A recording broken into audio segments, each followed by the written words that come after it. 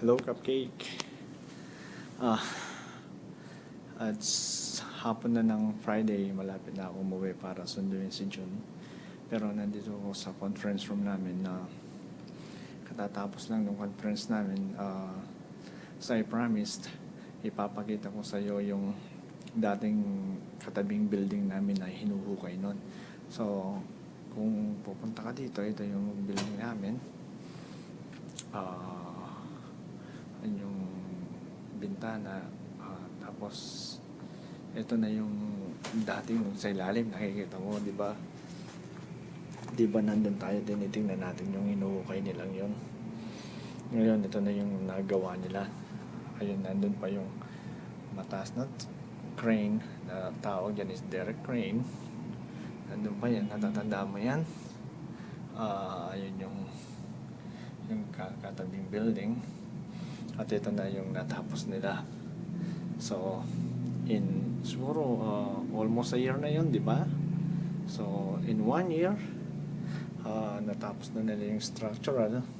So, hindi magtatagal niyan. Baka next month, tatapusin na yung interior. So, ayan, yung last time, di ba mayroong mga dump trucks dyan na naghukay. Tapos, nandun yung natatanda mo tong lugar na to. Nandito ako sa 6th floor ngayon. May meeting nga kami.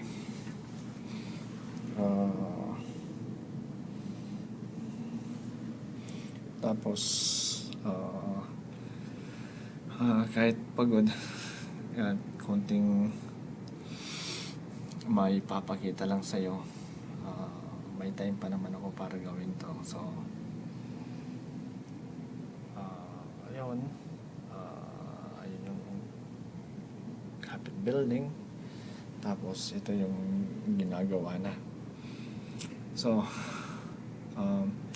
patayin ko na muna at ito yung conference room namin na kung saan kami nag-conference pag nasa 6th floor kami. Television yun. Okay, bababa na muna ako. Tatapusin ko na yung ginagawa ko, ha? Okay, thank you. I'll see you later. Bye.